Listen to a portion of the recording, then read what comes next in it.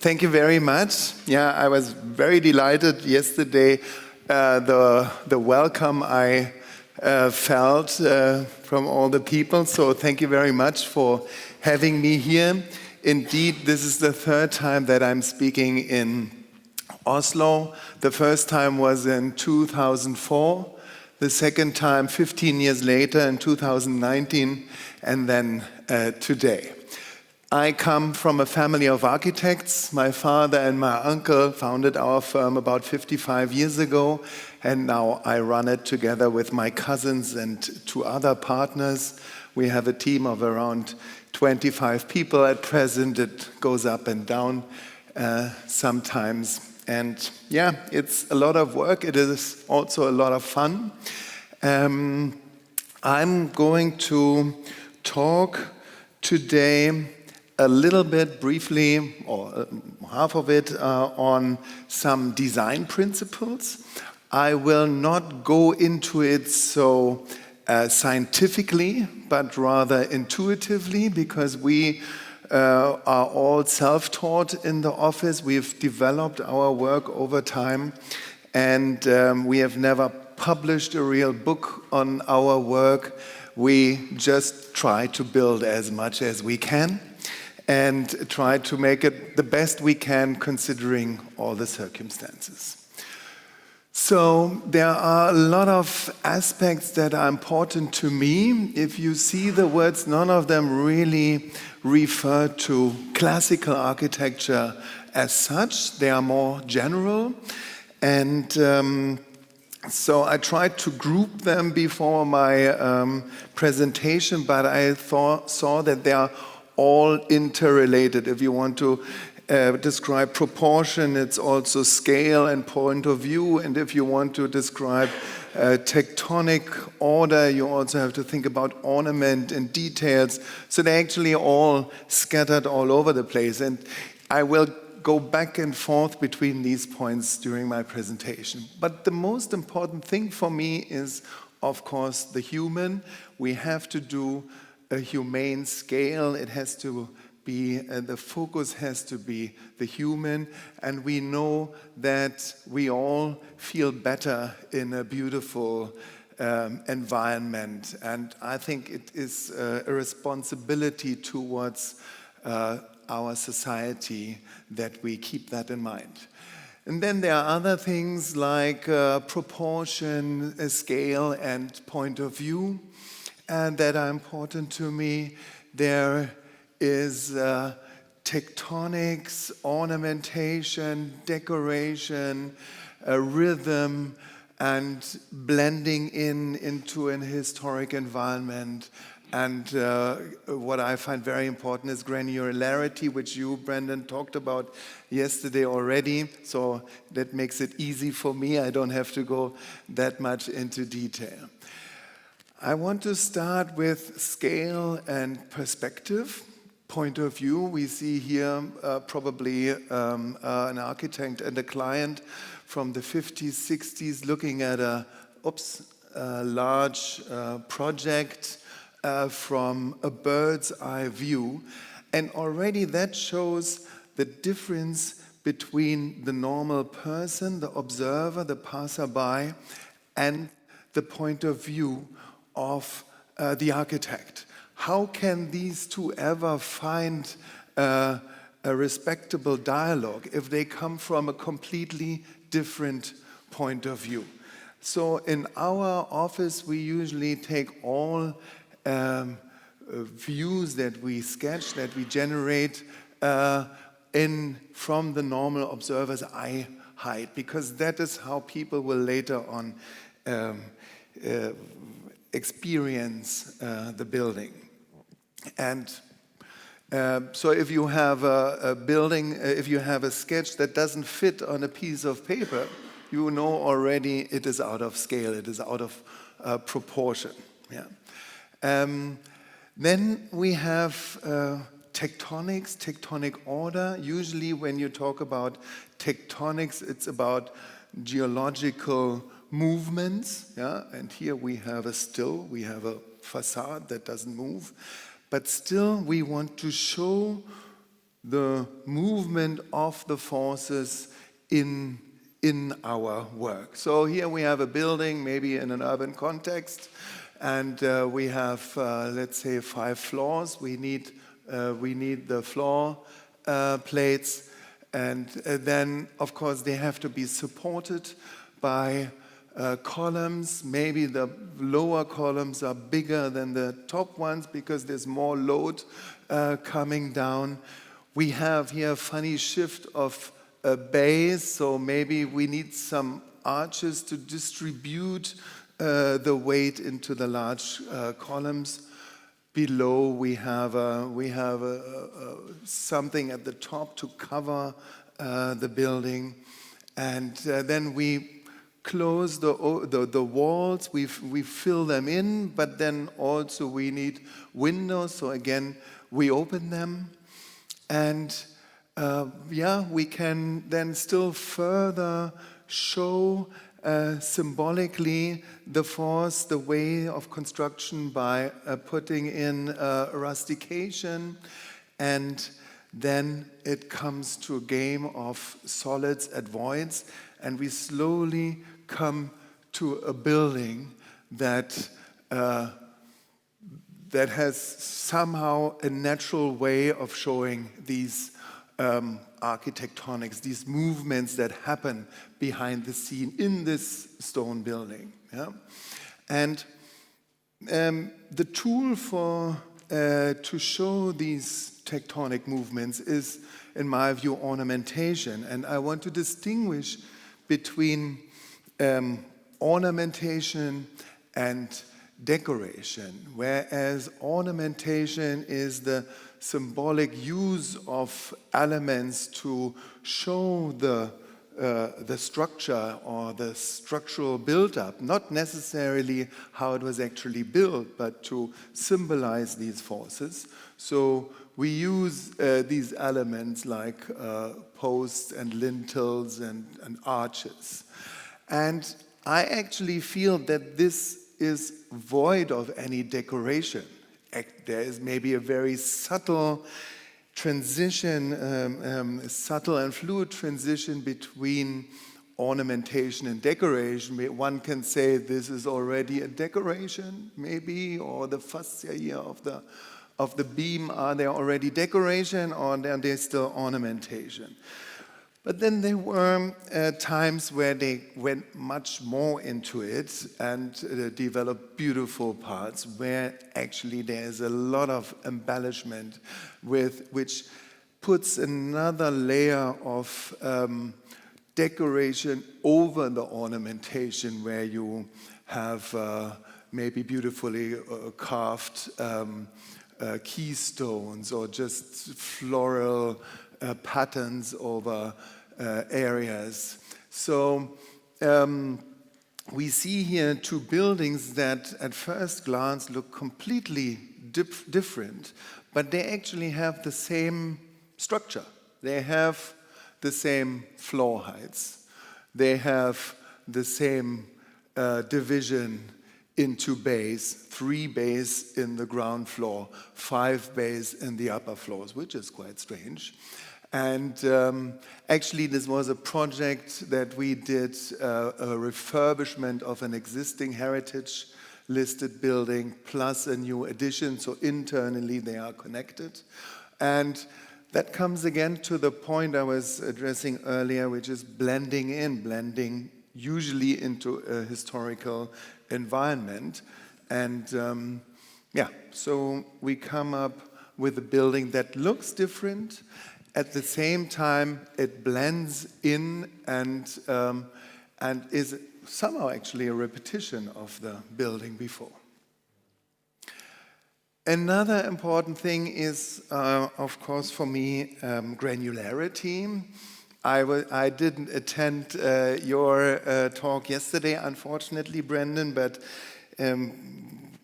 granularity is the division of larger elements into smaller elements, or, on the other hand, of the composition of smaller distinguishable elements into a larger whole, like, for example, in an urban context. And So we have to, so for me it is important not only granularity, but it should be a diverse and small scale or human scale granularity, yeah? So that we always see what is the human scale. Usually we, in a lot of contexts, even in modernism, or modern architecture, things are built to human scale. Door heights, steps, railing heights, they all reflect human scale. But then when it comes to the building as a whole, it's very often also violated. It can be violated to have a monumental expression. For example, in the Nazi buildings, sometimes the door handles were deliberately put at a higher place in order to diminish the size of the person coming in.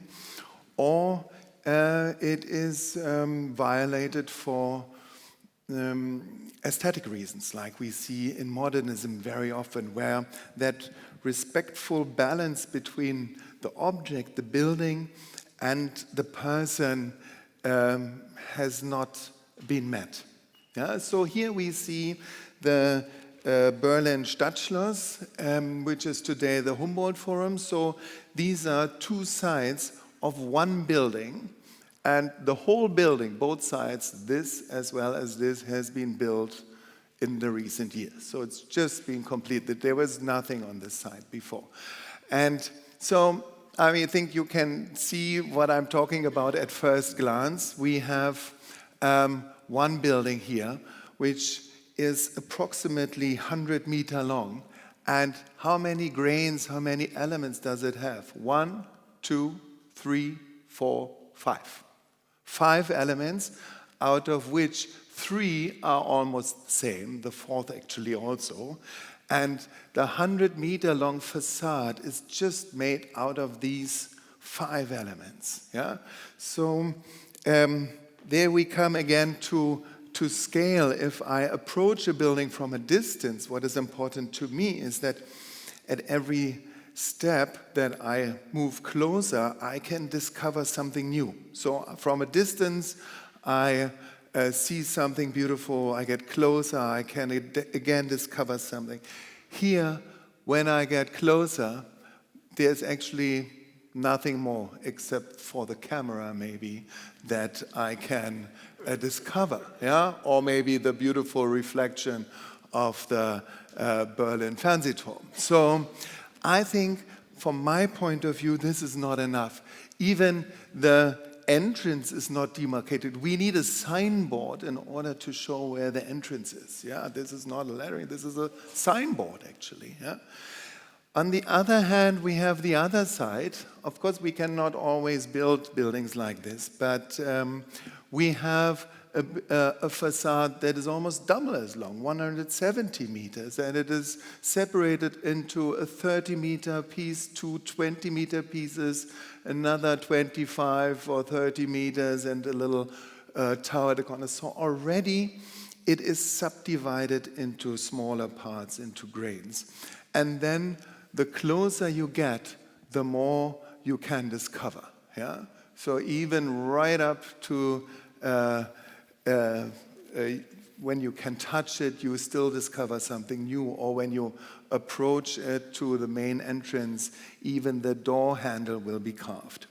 So of course, we are not building palaces like this for our everyday use. We just build office buildings and apartment buildings. And I want to go through a few projects that we have done. So one is a very recent project where we participated into in an invited competition. We usually don't participate in public competitions because we are always thrown out in the first round. So it doesn't make commercial sense to us. But here we were invited. There was only a small group of architects invited, and we participated. There's a large site here and one existing building, and around it new buildings were to come. And there is a residential part here, and in the back there will be in the future a commercial part as well next to a piazza that is there. So what we do first, we look at the environment, again blending in, and these are the immediate neighbored buildings. This is opposite, these three are all opposite. So what do we see here? Of course, very romantic Art Nouveau elements, which we didn't really get into our new building, but we see gables, we see a little tower on an octagonal base, we see these bay windows on octagonal base, we see some dormer windows, which are probably later additions, but still, and we see a regular pattern of windows, larger and smaller ones. So what we do is we go and see these areas, but we experience them more intuitively. Yeah? And this is the side lane, which is a very rare element, which I didn't find anywhere in Berlin, is these extra large arched entrances. Usually you have entrances like this, or you have a large entrance if it is a driveway into the backyard, but these are just entrances to the main lobby, to the staircase. So we found this very interesting. And then we make our first sketch. Yeah, so you already see there are a couple of things that are in there. There are some arches there. There are some projections, some bay windows maybe, or some balconies. There is some sort of tower in the corner and sloping roof. Then in the next sketch, it gets a little bit more concrete. There's already the tower with an octagonal shape. We still have a kind of gable here and the dormer windows. Then we have symmetry from here to here. We have one symmetry from the corner itself as a symmetry. And then again, from an urban context to achieve granulation, there's a separate building next to it. So we've changed the way we've treated the building and the facade further down.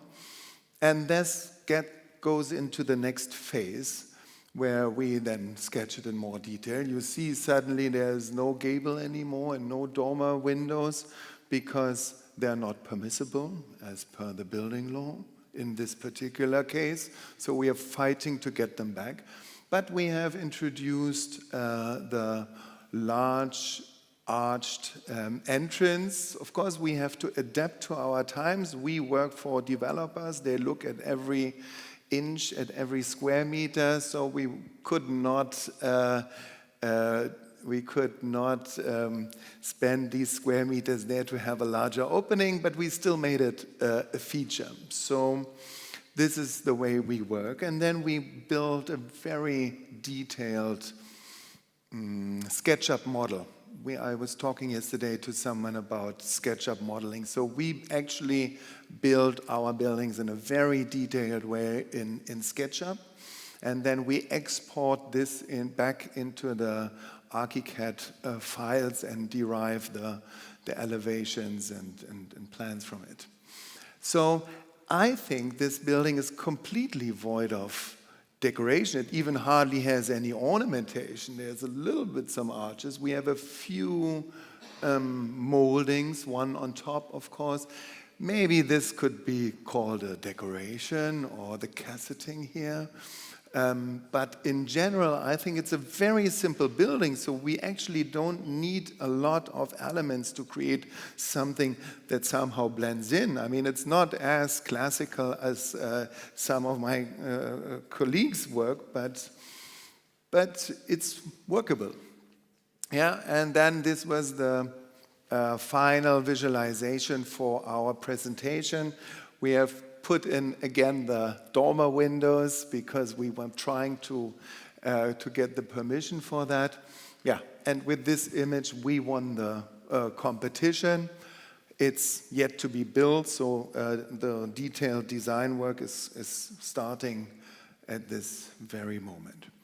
Thank you.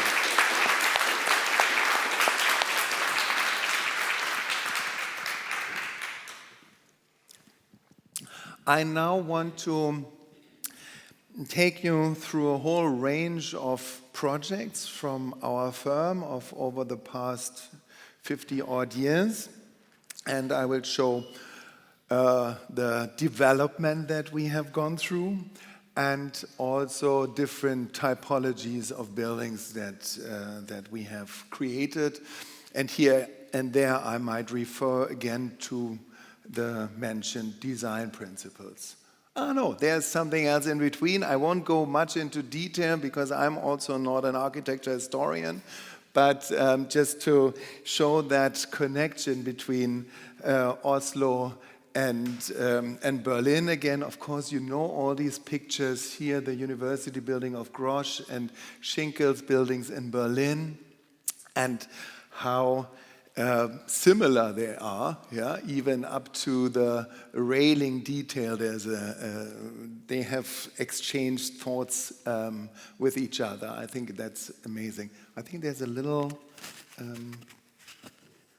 don't know if that's, can you hear me double? No, it's okay?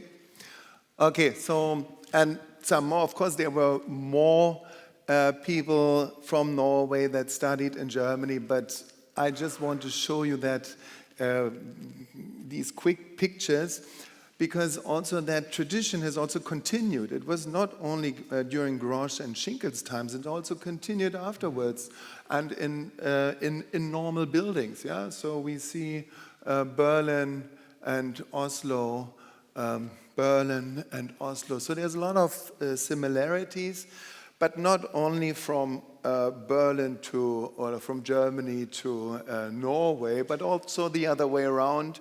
We had a talk on it yesterday. So there's an inspiration in both directions, which I find fantastic.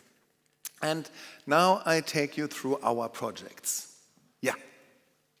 So this is one of our buildings from 1974. Yeah, when I spoke to my uncle about it a couple of years ago, he said, "Oh God, since 20 years I don't drive through that street because of that building."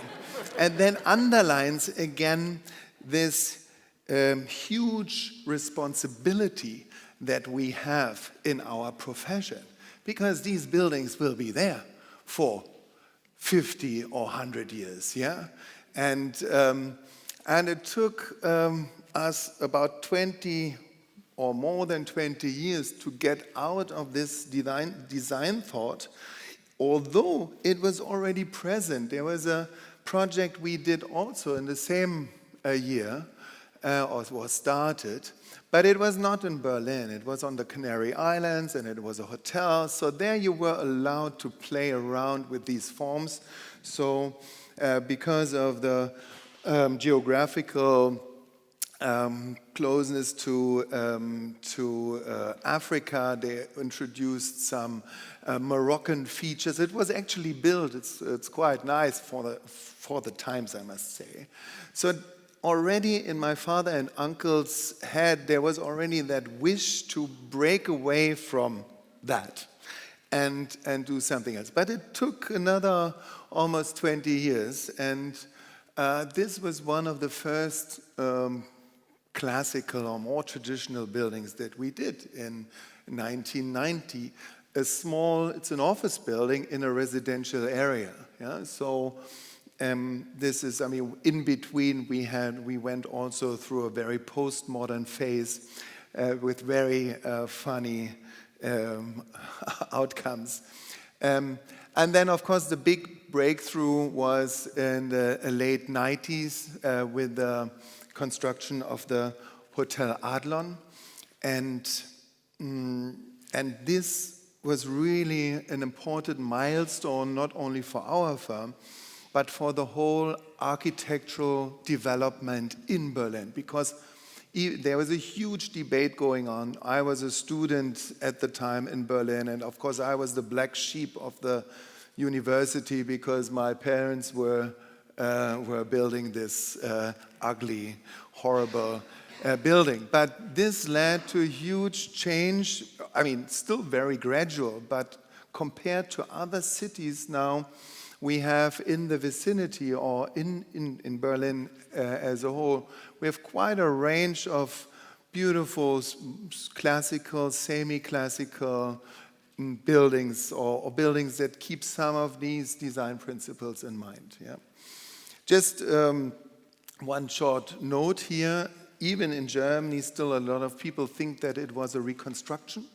It was not. So, I mean, the site was completely empty, and the original size of the plot of the Hotel Adlon was only this much. Yeah? And the old Hotel Adlon had a base with arches, and then a giant order, and then another floor on top. So deliberately here, a different composition of the building was chosen, so to make clear that this is not a reconstruction. The only resemblance is that we have put the arches on the stretch where the old Adlon used to be, and where the bigger site is, we have left it. So then there's some way of discerning that there's a connection to the old building. Here is a hotel, another hotel on the Baltic Sea, a Steigenberger hotel. So hotels for me are one of my favorite typologies because it's a very complex work to bring the front of house and the back of house together. And in hotels, you always sell a story. The people want to feel comfortable. They want to experience something. So we have seen that traditional architecture is more easy to place in hotel projects than maybe in other projects. This is another hotel where we had an existing facade. We had to keep this old facade, so in between it was only the facade standing and a big pit behind it, very expensive to keep. And then we designed a new facade next to it. But it's also important in terms of granularity again, because had this been one whole building, it would have maybe have violated the proportions. Then we do office buildings, not as many as apartment buildings, although actually I feel that classical architecture is more appropriate for office buildings than for residential buildings, because it's much easier to have a composition of the facade than it is in residential buildings. So here we blend in beautifully with the neighbor buildings. Of course, we had to squeeze in floors somehow, but we have also worked with the giant order and base over 2 floors. We have also introduced, you mentioned, cast iron columns. So we've actually got here structurally load-bearing cast iron columns here in the entrance. I don't have a close-up of this.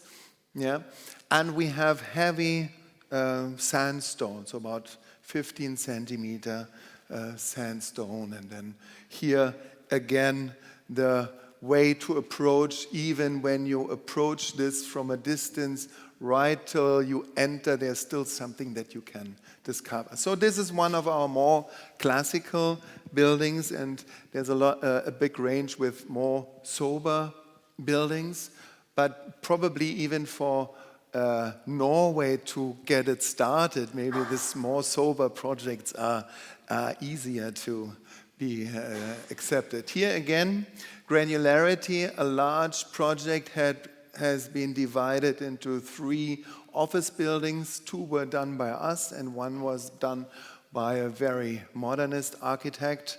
The client was, the developer was headed by 2 guys, and one is a big promoter of our work. And his partner was very pro-modern, so this was the outcome. And this is how it looks today. Again, an office building where we have this regular pattern of the office grid. Then we have a range of residential buildings where we already see the difficulties to work with the composition of the facade. The original design showed also a giant order and a very repetitive but still small scale and diverse in its granularity, but still a repetitive pattern. But then you have to put in balconies and terraces into a residential building, and so there were openings and loggias. And then at the end, it's actually nice because you are breaking the symmetry somehow, and you're putting something in, and then that repetitiveness is broken at a place. These I'm showing deliberately because they're much more simple buildings that, again, from my point of view, are void of any decoration and even almost of any ornamentation, just some horizontal bands that are put in residential buildings. Again, here's some details of the same. And here one more project that I like to show, again because of the topic granularity, this time in an urban scale. The site was broken up into 4 almost identical plots, and we have treated each building slightly differently with different out of the ornament toolkit. Little bit color also, but still we were able to develop something at the end where each inhabitant can identify with his particular building, and you're not, well, I live in 35A and he lives in 35B. And so you can somehow see in which is the building that you live in. Another one more complex, with maybe more romantic, with a little corner dome, also a residential building with some supermarket on the ground floor.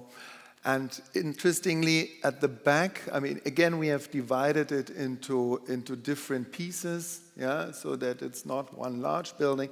And at the back in the courtyard, it's a very simple building.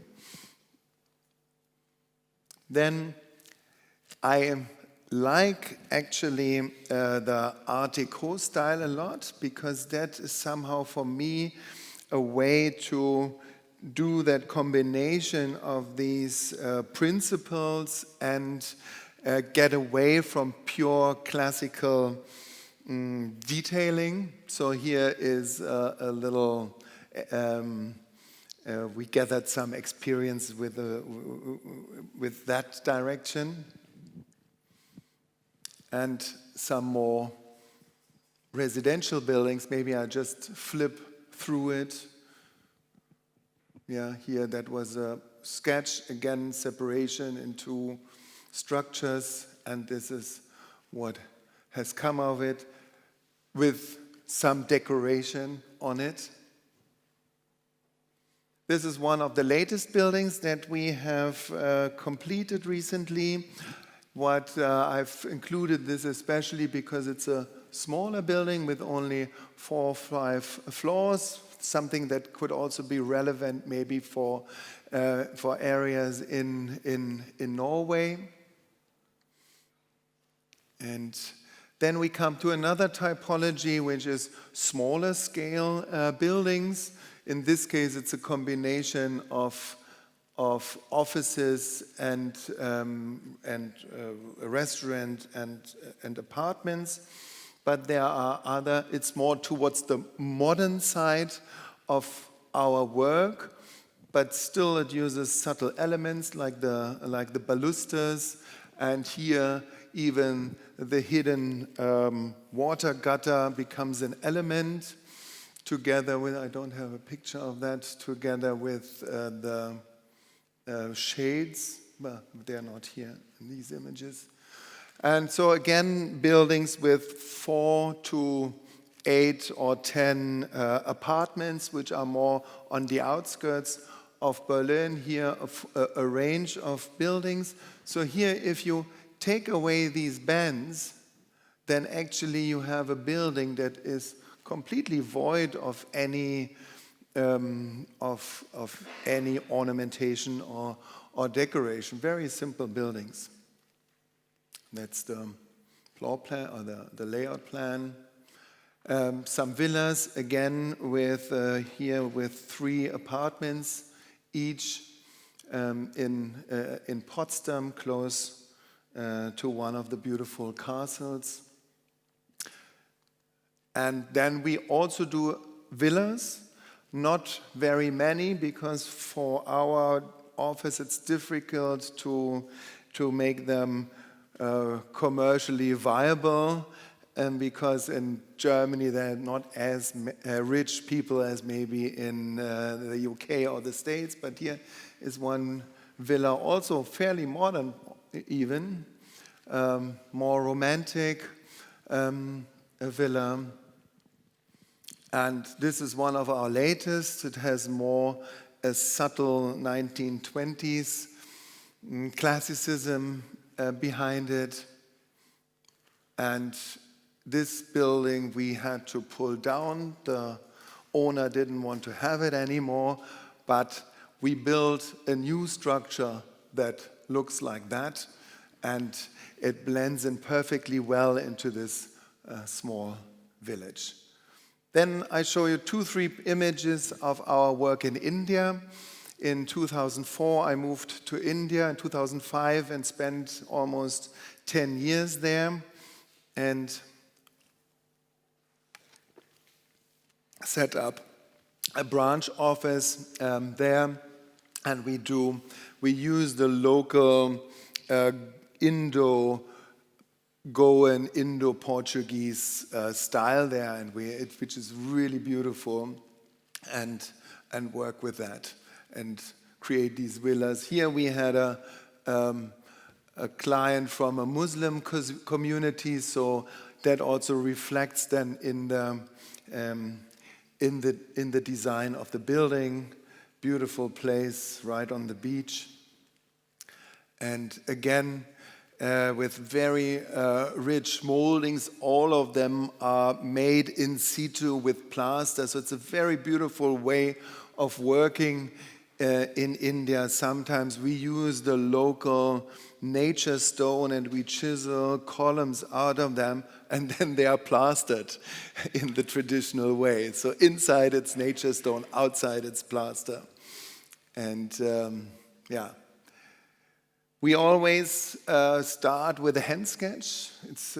I think we are one of the few firms that still do a lot of hand sketching. So in all projects, we start with a hand sketch because we feel that otherwise our intuitive design process will be broken, because we otherwise have to already think, is it a parallel that we are drawing, or is it at an angle, or is it round or not? Is it at 1 meter distance or only at 80 centimeter? So to overcome all that, we like to do hand sketches in the first stages, and then of course, nowadays faster than in the past, we go into modeling, usually in SketchUp initially. Yeah, so this is the building, how it came up. Here in an urban context in the capital of Goa in southern India, we build a new building between here and there, and we also wanted to keep the scale of that little town, and so we worked on the base of the site. The old buildings are just 2 stories high, but they have very high floors, and we squeezed in 4 floors here. One you can't see here on the top. So without spoiling the scale, we were able to put in 4 stories. Again, cast iron columns that were specifically made to our design, and then here showing the old plot sizes that were there in the past. Yes, so this is the work that we are doing. One more slide here at the back, which is also very interesting. We usually don't win prizes with our work in Germany because it's all modernism ruled, but there was a competition or an award given by the BDA, Bund Deutscher Architekten, a society of more modernist thinking architects, and they collaborate with the Morgenpost newspaper, and one of the awards they give is always the one chosen by the public. So over a couple of months, people are able to go onto the site, look at all the projects, and then choose the one they like most. And we won the BDA prize. I think it's unheard of. We wouldn't even be able to become a member there. And so...